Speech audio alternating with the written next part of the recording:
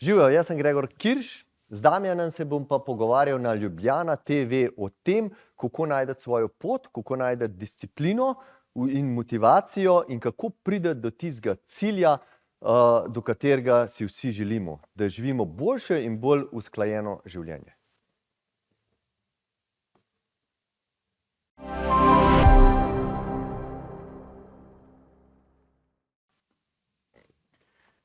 Spoštovane gledalke, cenjeni gledalci, dobrodošli v še eni oddaji Potencial moje mladosti.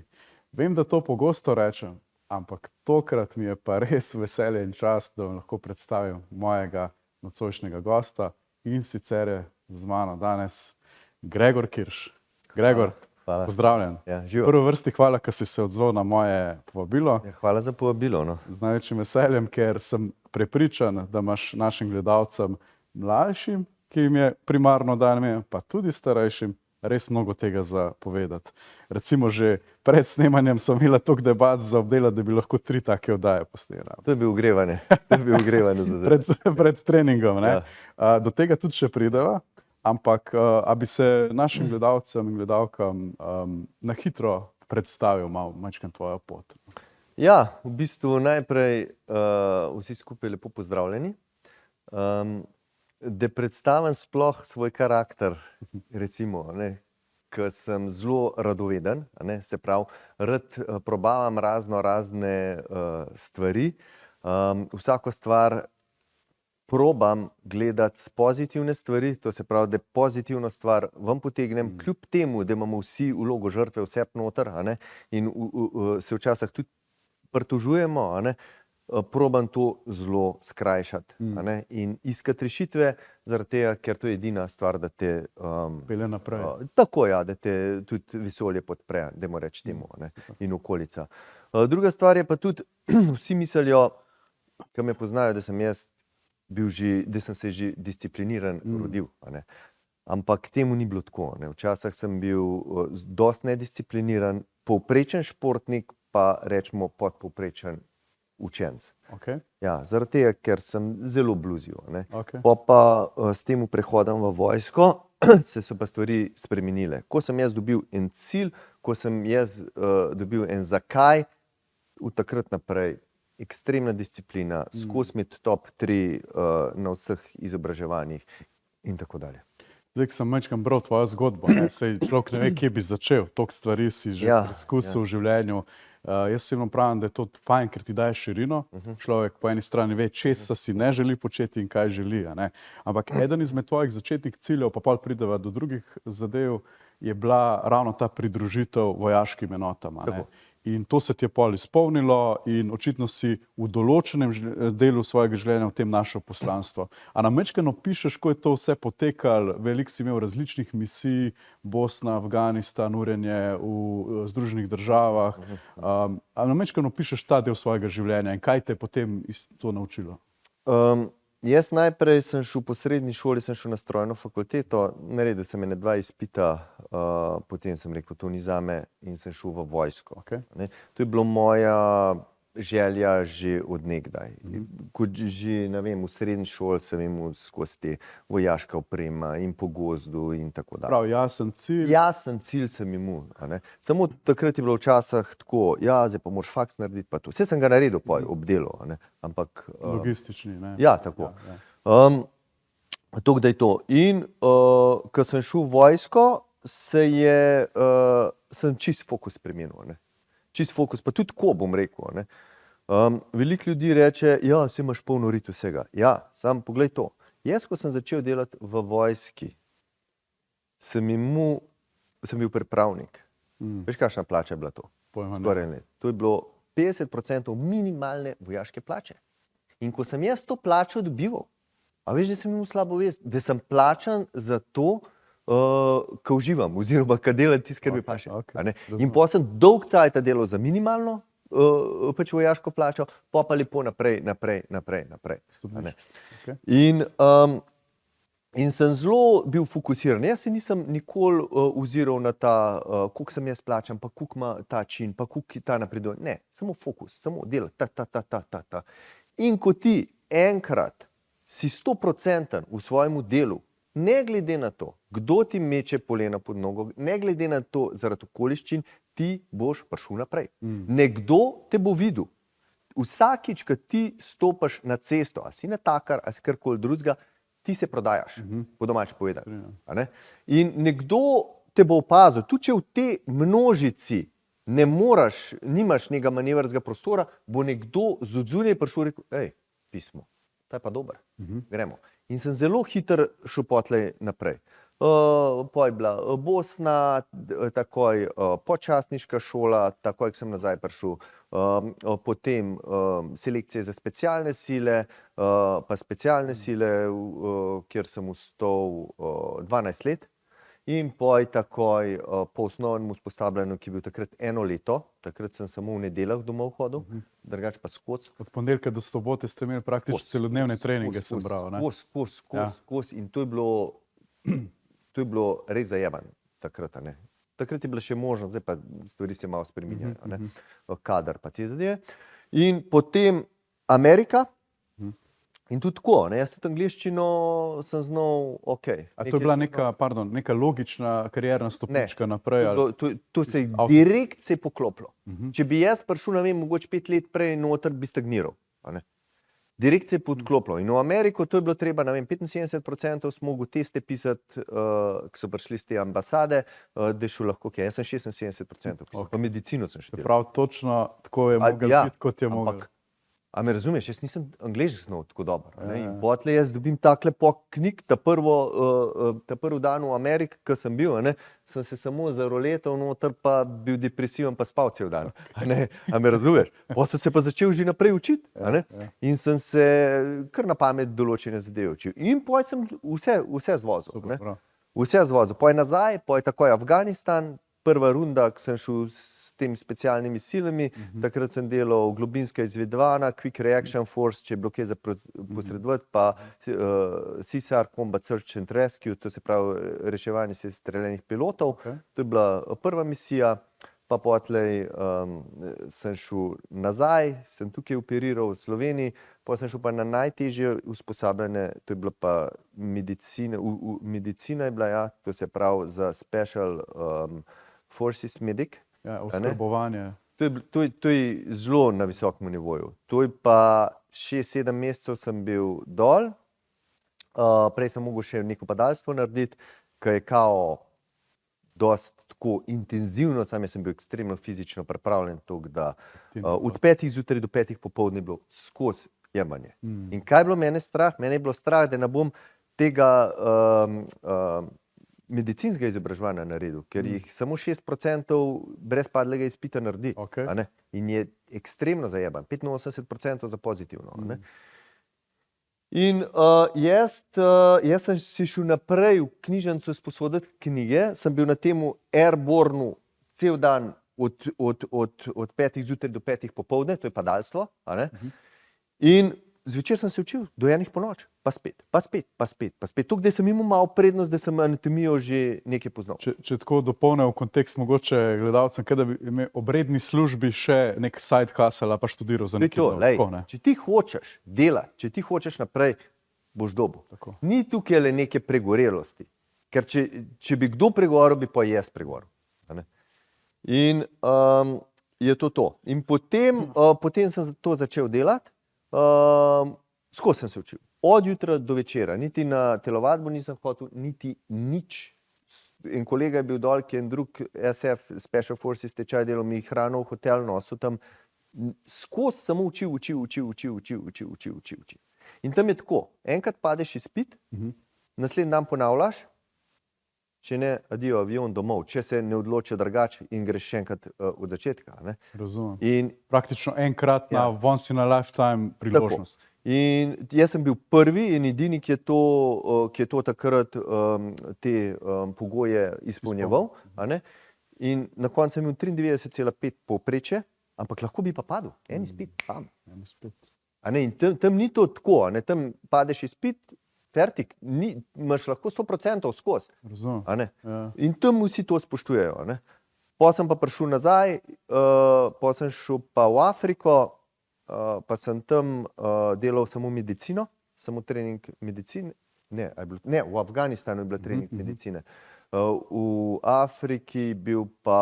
Afriki sem pa delal tudi te izvidvana, pa te prsudanski meji, pa te zadeve. Pa ta zadnji Afganistan sem pa delal z ameriškim specialnim silam, tam sem pa delal te visokorizične aretacije teh zadev pa to. Takrat je bil še en kolega ranjen, sem ga tudi glih v en zasedi smo bili. Se je dobro šlo? Ja, dobro se je šlo.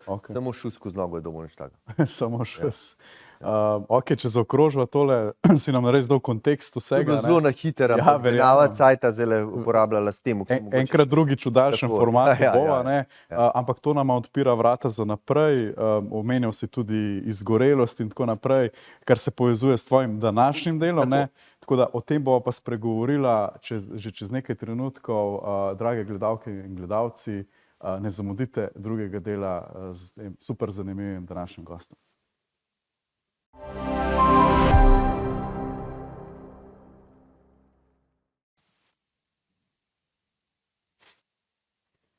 Dobrodošli nazaj v nadaljevanju tega super zanimivega pogovora z Gregorjem Kiršem.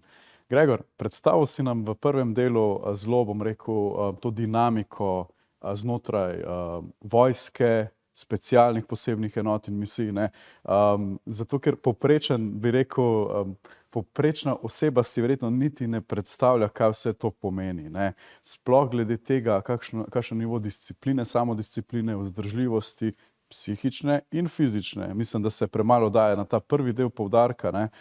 In kaj je tebe vse skupaj to naučilo za nadaljnjo pot v življenju in danes tudi skozi svoje delo predajaš neke te tehnike in izkušnje od tam, ne? Kako to danes izgleda, kako delaš, kako ti pomagaš ljudem s temi svojimi izkušnjami danes?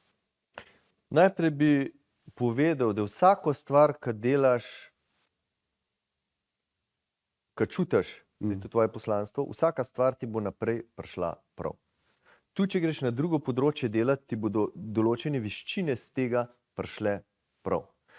In ta disciplina, pa ta psihična vzdržljivost, rečemo temu, ne, ki je bila v mojem primeru zelo na višji stopnji, kakor pa v civilnem svetu, ker ko sem jaz ven prišel, se sploh nisem zavedal, za kva imajo ljudje težave. Recimo, to je moje podvprašanje še tebi, ne? Ko si se navadil biti v tem svetu leta in leta, kako si funkcioniral, ko si prišel ven, a ne?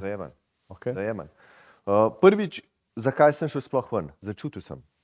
Nisem več videl svoje poti. Sem rekel, ok, to življenjsko obdobje se je zame izpelo, dobil sem vse izkušnje, kar sem jih imel, zdaj pa čas za nekaj novega. In tukajle bi tudi poslušalcem rad povedal, dajte poslušati svoje telo. Dajte poslušati svoje telo, ker glava vam nekaj prav, telo vam prav nekaj drugega. Telo ima ekstremno inteligenco in 100-krat večjo kot pa glava. A ne? In jaz sem se takrat odločil za nekaj novega, da grem s cone lagodja ven, da grem čisto ven v neko novo področje. A ne? In potlej sem jaz s temu zaključil in šel v civilni svet, ki ni toliko strukturiran. Ne? Zdaj si predstavljaj, kot da bi spustil enega policistga ali pa vojaškega belgijskega ovčarja na spedine, preko pejce igrati, se ti zmeša. Ne? Tukaj pa moraš zelo drugo disciplino najti in se znajti v tem svetu. Tudi recimo, ko ti nekaj, ne vem, če imaš, jaz sem podjetje odprl, pa sem imel neke zaposlene in te stvari, ne? In to je spet druga dinamika, ne? Ti človeku rečeš, ej, tole pa tole je za narediti, noben ti ne pride poročati nazaj, stvari niso narejene, ne veš, zakaj je to, ker tam ni zajbanci. Ni del tvoje realnosti, ne? Ne, tam je bilo tako, aha, tole je za narediti, to je narejeno, pride poročati nazaj. Vse, kar se je zmenil, tudi kar sem s tujci delal za vse te stvari, a ti na mail dam, ne, beseda je dost. In to je zelo taka stvar. In to mi pride, in vsaka taka stvar ti pride prav, mogoče še ne veš, ker za naprej ne moreš pik povezati, za nazaj lahko pa vse skupaj to povežeš. In tudi, kaj je stres, kako, kako je, če je človeka strah, kar meni je bilo dostikrat, normalno v teh bojnih situacijah je To je ta prvinski strah, ne, pred preživljanjem. Se greš noter v eno drugo dimenzijo. In to mi zdajle, ko se enkrat navadaš, pa to stvar obrneš, kot da ti koristi, imaš veliko boljšo odpornost na stres. Super. In kaj recimo ti opažaš danes med ljudmi, ne? Delaš z različnimi profili, ljudi si predstavljam. Malo so spregovorila o nekih high performerih, kakorkoli si to že kdo razlaga, serijskih podjetnikih, super, bo rekla, v narekovajih uspešnih ljudeh, ker uspeh je zelo relativna stvar, fluidna, ne? To se je treba vprašati, kaj je uspeh. To je prva zadeva, ne? Pa potem delaš verjetno tudi z nekimi drugimi tipi ljudi, ampak če bi mogel, vem, da je nehvaležno vprašanje, ampak če bi mogel neko rdečo nit, črto vsega tega, kaj opažaš danes med ljudmi, ko delaš z njimi, ko jih pomagaš spraviti na neko pot do njihovih ciljev, kje so največje težave in kaj so neke tvoje tehnike, da to odpraviš? Največja težava se mi zdi, da veliko ljudi ne prevzema odgovornosti in je v vlogi žrtve. Vsi imamo vse, da smo v vlogi žrtve. Vse okolje nas tiši k temu. Dajva muziko pogledati. Dajva pogledati muziko. Kje muzika je ljudem najbolj všeč? Te balade. Ja ne mogu, da živim bez te, umreču in to. Ker je lažje traumirati, kot pa poslušati muziko. Ja, bila si v mojem življenju, pokazala si mi, da lahko dobim tako čudovito žensko, zdaj grem pa v akcijo, da, ne vem, mogoče spoznam novo. Je že akcija, že treba delati. Že treba nekaj dati ven. Mi pa nočemo tega. In poglej to, pa vse je predrago, pa vlada, pa to. To je vse vloga žrtve. Kakšna je situacija in kaj lahko naredim? Ok, so se spremenili davki, v redu, bom eno podjetje zaprl, dal na drugo podjetje, to. Ok, so se stvar zboljša, bom spet druge zadeve odprl. To je to. To je to. Ves jamrane, ves upravljanje, vse to te ne pripelje naprej. In tega je zdaj zelo veliko. Moja vibracija kreira mojo situacijo. Če pa ti hočeš iti naprej, če pa ti hočeš nekaj doseči, pa rabaš, dajva reči, 3 stvari. Se pravi, moraš imeti nek plan, se pravi neko strategijo. Vedeti, kam želiš priti. Ja, neko strategijo, ki jo lahko zelo hitro napišeš in to ni tako važna stvar. Potlej moraš imeti neko stojno točko, da veš, kje si točen in kam želiš iti.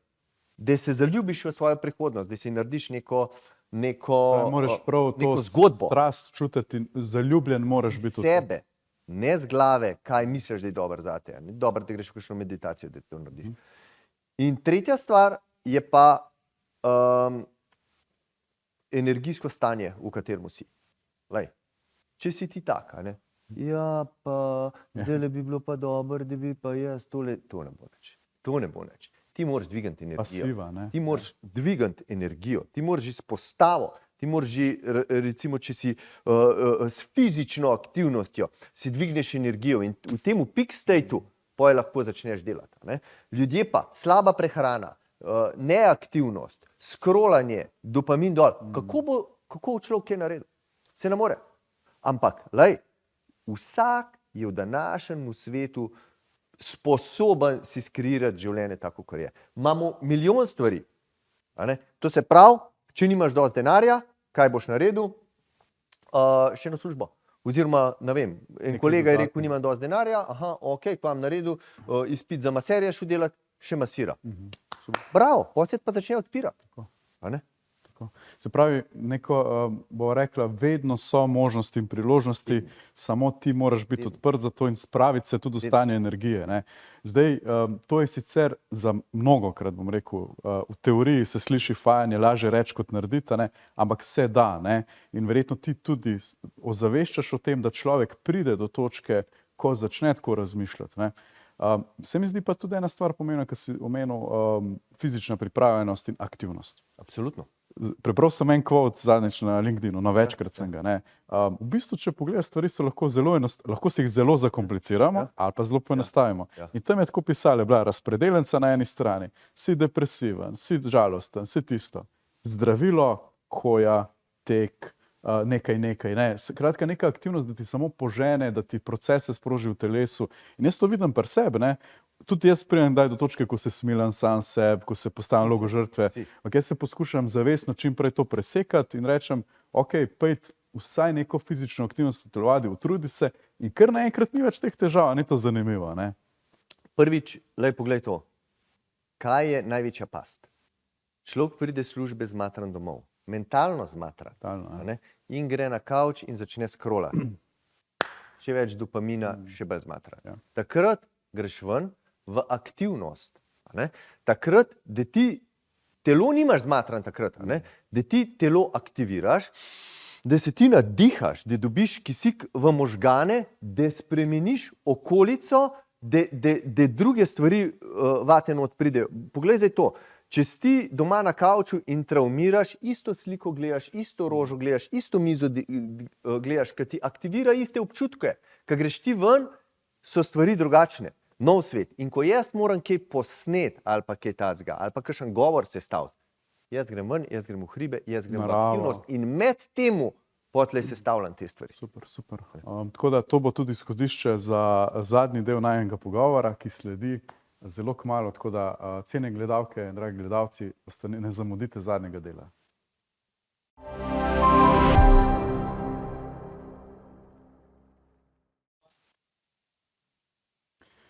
Dobrodošli nazaj v še zadnjem delu tega zanimivega pogovora z Gregorjem Kiršem. Gregor, veliko stvari sva že načela, odprla ta, bom rekel, mentalni del, kako si lahko človek pravzaprav. Meni je to zelo pomembno, da vsi slišimo, ne? Kako si lahko vsak posameznik v vsakem danem trenutku oblikuje in vpliva na svojo realnost in s tem tudi prihodnost. Ne? Ljudje imamo mogoče pogosto občutek, da ne moramo stvari spremeniti. So okoliščine kot so in se sprijaznimo in gremo s tokom, ne? Ampak brez proaktivnosti se ne da nič. Ne? In meni se zdi, da danes predvsem mladi posamezniki, ne? Kajti na mladih svet stoji. Mi smo zdaj tukaj tisti, ki moramo tem mladim posameznikom zapustiti neke, po mojem mnenju, vrednote in svet, v katerim lahko oni tudi prosperirajo, se razvijajo. Ne? Bom rekel, da veliko tega je pri mladih pozitivnega, boljšega, kot je bilo pri naših generacijah, so pa tudi določene stvari, ki jih mogoče držijo nazaj. Ne? Kaj pa ti ocenjuješ, da so mogoče te stvari, ki so danes največja distrakcija nekemu mlademu posamezniku, ki ima ambicije, ki bi red prišel do nekih ambicioznih ciljev v življenju in kaj bi jim svetoval v prvi vrsti? Se mi zdi, da je zelo velika past tukaj so socialna omrežja, neko primerjanje. Glejte, jaz vam povem, to ni realno stanje. Jaz poznam ta svet in poznam marsikjerega vplivneža ali pa kaj tacga in veliko teh ljudi ni v takem stanju, kot se prikazuje. To je prva zadeva. Druga zadeva, vsak ima svojo pot. En je direktor pri 30 letih, pa umre pri 50, en je pri 60, naredi firmo, živi do 100 leta. Ni važen. To je to. Važen je to, da poslušate svoj telo in svojo energijo, kaj želite. Potem je pa treba v akcijo. V današnjem času je zelo veliko teh manifestacij pa tega. Zelo pomembna zadeva, super, ampak manifestacija brez akcije, to so neke prazne želje v oblakih gor, ki se ne bodo nikoli izkoristile. Ja. Nekdo ima potencial, nekdo ga nima, ampak potencial je samo potencial. Boljš, da nimaš potencijala, pa da imaš tisto disciplino. Delovne navade, konsistenco. Tako, zdaj pa kako pa pride do discipline? Motivacija in disciplina je drugo. Disciplina je to, da narediš ti neko stvar v danem trenutku, ki jo ne želiš narediti, ampak veš, da bo dobra za tvojo prihodnost. In kako do tega prideti? Najprej je treba določiti stojno točko, kje si. To se pravi, tudi za naprej bom jaz zdaj povedal. Tudi za naprej. Nekaj je treba začeti. Vem, vsi imamo meglo v glav, ko se nekaj novega lotimo. Ko ti dobiš izpit za diplomsko nalogo, ne veš, kaj bi pisal. To je kot da puzle stresu in ne veš, kako bi se stavilo. Pa se staviš drevo, pa se staviš avto, pa se staviš hišo, pa to, pa vidiš, da je mesto. Slika se ti sestavlja. In zdaj tako, narediš stojno točko. Točen, kje si na določenih področjih. Brez laganja, sam pri sebi. Ker če nimaš stojne točke, ne moreš smeri določiti, kam boš šel. Ker če misliš, da si v Ljubljani, ne boš prišel v Portorož, če boš smer določil, ampak boš prišel ne vem kam. A ne? Če si na Bledu, ne, ali pa ti takega, ne razumeš. Jasno, ja. Ne. Stojno točko. Potem, ko ti to narediš svojo vizijo, svojo sanjsko zgodbo. Točno, kako bo izgledal tvoj dan. Kaj si želiš v prihodnosti. Dobro je, da greš malo... Pardon, Gregor, a si je to dobro tudi napisati? To je vse treba pisati. Okay. Vse. In priporočam, da si z roko pišeš. Okay. To, kar je v glavu, to gre. Lej, misel, zdajle se ti na nekaj spomniš. A ne? Zdaj ta misel obstaja. Ko se midva pogovarjava, te misli ni več. To izgine. Ja. Ti treba na papir dati. A ne? Ja. Potem, se pravi, narediš to vizijo. Okay. Da se zaljubiš vano. To ti je disciplina, da se zjutraj zbujaš, da se zbudiš in rečeš, aha, jaz to hočem doseči. In potem počasi določaš cilje in si jih držiš in časovnice. Kaj ti pa pomaga pri tvoji poti? Navade, da spremeniš navade, da daš novo navado noter, kako sploh navada izgleda, kako je sestavljena, kaj te trigira, kaj je tvoja želja, da to izpeleš, kaj je tvoja akcija in kaj je tvoja nagrada pri tej navadi. In kako sidrati navade k drugim navadam. Ker te navade ti pomagajo, da ne porabljaš toliko te kognitivne energije in da greš lažje skozi te stvari, ker navade ti lahko v negativno smer dajo, negativne oziroma navade, ki ti ne koristijo, ali pa v pozitivno smer. Pa to vse skupaj v rutine povežeš in potlej greš počasi naprej. Se pravi, rutine so neke sekvence večjih navad. Ja, tako. Okay. Ok, to se mi zdi vse pomembno za mlade, ne? Opažam pa pri njih mogoče tudi neko pasivnost, pasiviziranost. Ne? Zdaj, ali je to samo zaradi vplivov nekih digitalnih medijev in social media, a so še kakšni drugi razlogi, morda ta negativizem okoli trenutno sveta in vsega, kar vsrkavajo vase? Kaj je še tukaj? Dopamin te ohranja živega in to je ta sok življenja. To ga imamo, a ne pač vsak dan. In zdaj poglejva. Ena raziskava je bila, ko so podganam dopaminske receptorje pač ohromili in so pomrle zaradi tega, ker niti jedle niso. Niti jedle niso. Poznam to, ja. Fertik. In s čim se mi dopamin praznimo? Ta prazen dopamin oziroma ta hiter dvig dopamina. To se pravi, socialna omrežja, scrollanje, potlej imamo pornografija, nanizanke, hrana in vse te stvari. Mislim, tega nismo zaslužili. Ja. Dopamin, ki ga ti dobiš, da greš trenirati, trpiš, dobiš dopamin, pa še nekaj zase narediš. Ja. Greš v vodo, recimo mrzlo, dobiš dopamin. In vse te stvari... Kot nagrada. To je kot nagrada. A veš, da pa ti brez dela dobiš eno nagrado, potlej ti pa... In to vod dostkrat v te stanja, ki so. Vsega imamo preveč. Ja. Poglej, ti pokličeš hamburger, dobiš takoj. Ja. Nič ti ni treba več toliko delati. In to ni v ravnovesju, ker dopaminski receptorji in receptorji za bolečino so skupaj. In ki je enkrat preveč dopamina, se te receptorji zapolnijo, da se stvari stabilizirajo in potem lahko ti dobiš ne vem kakšne lepe stvari, ampak ne boš srečen. Dokler se spet stvari ne stabilizirajo. Vse mora biti v ravnovesju.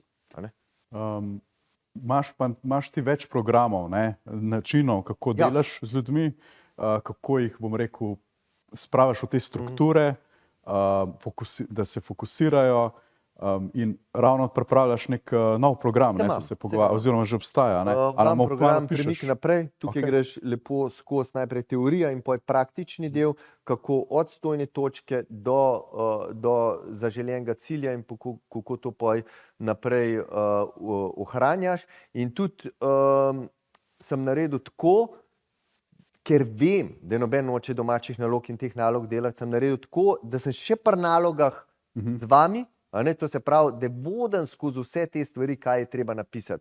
To se pravi, kar je, kdor pride na program, posluša te stvari od teorije do praktičnega dela in zraven piše in je to. Super. In to te premakne naprej. In to jaz tudi vsak let zase delam zelo poglobljeno noter, ker se stvari malo spremenijo. Aha, torej sam sebi postavljaš Sam spet sebi letno. vse te stvari. Koliko pa v povprečju bo rekla, vem, da ni one size fits all rešitve nikjer, ne? Ampak v povprečju, koliko traja en tak program, vsaj osnovni, da si mogoče lažje predstavljamo? Tole mislim, da je 6 ur vse skupaj, ki imam online program, drugače pa odvisen te privatne coachinge, ki jih ne delam več toliko, a ne? Odvisen tudi od človeka, kako si postavil. Torej, to je dovolj za neko osnovo, da si te stvari postavimo za naprej, pol pa če kdo rabi podporo naprej, jo tudi nudiš. Absolutno, nekaj je treba začeti. Ja. A ne? In se ti vidiš, a ne? Ko si ti enkrat dol usedeš in postaviš energijo, tudi če ne veš najprej, in počasi začneš pisati, se ti stvari začnejo odpirati. Ne moramo vsega takoj dobiti. Stvari se ti začnejo odpirati, stvari začnejo hoditi v tvoj življenje. Dejansko kot bi jih privlačil, ne? To je tisto, Kot kar bi jih dostikrat slišimo vidiš, to, ne? ne? Vizualiziraš si. Sej tista že sicer dosti zlajnana stvar, a ne? Če pogledaš okoli, recimo, ne vem, koliko ekranov vidiš zdajle okoli, ne? Če ne bi bil na to pozoren, mogoče niti enega ne bi videl, ne? Ko si enkrat na to pozoren, kar veliko teh stvari. To so tako kot priložnosti in to. A ne? In tudi pomemben je, s kakšnimi ljudmi se obdajaš, a ne? Ker to vse vibrira, a ne? Lej, poglej to, če bi, rečemo, da si ti ful proti nasilju in da te dal v favelo. Po 3 letih bi to že nekako sprejemal. Kot nekaj normalnega. Ja. Po 5 letih bi rekel, pa se to je čisto nekaj normalnega, se to ni nič. Po 7 letih bi že orožje preprodal. Primer, a ne? A me razumeš? Zaradi tega okolje vpliva na te. Vibracija, vse vibracija. Mogoče evo, kljub temu, da sva že proti koncu najinega časa, ta nasvet se mi zdi tudi pravi. Kako, če identificiraš, torej postaviš si neko stojno točko in rečeš, trenutno mislim, da nisem obdan s pravimi ljudmi, narekovaj, glede na moje cilje in kjer želim biti v življenju. Kako nekako priti v družbo drugačne mislečih in na nek prijazen način pravzaprav oditi iz življenja tistih drugih ljudi?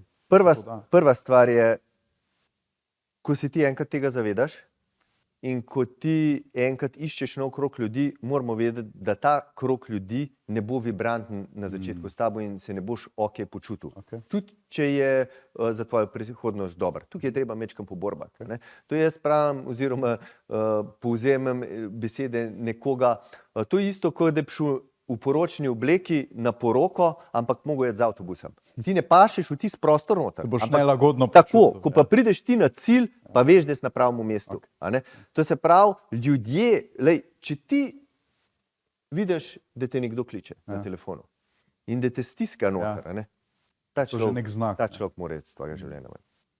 Ta človek mora iti. In težje stvari boš delal, bolj boš povezan sam s sabo, bolj se boš cenil, lažje boš rekel ne, lažje boš zbral pot, ki je prava zate.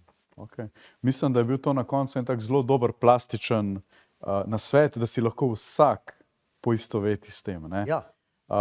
Glede na to, da sva prišla do konca, pa mislim, da bi lahko imela vsaj 3-krat tak format oddaje, da bi prišla šele v globine. Ampak daj našim gledalcem in gledalkam povej samo za konec, kje te lahko najdejo, kje te lahko spremljajo?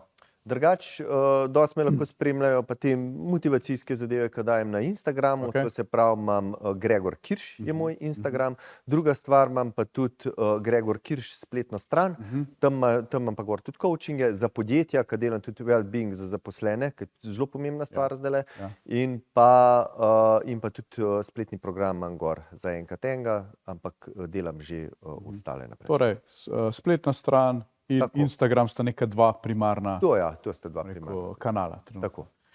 Gregor, kaj ti še rečem drugega kot najlepša hvala. In drage gledalke in gledalci, jaz mislim, da danes smo se pa res lahko veliko vsi naučili. Jaz pa vam obljubljam, da bom pripeljal še veliko zanimivih gosti in gostov in se spremljamo naslednjič. Hvala lepa. Hvala.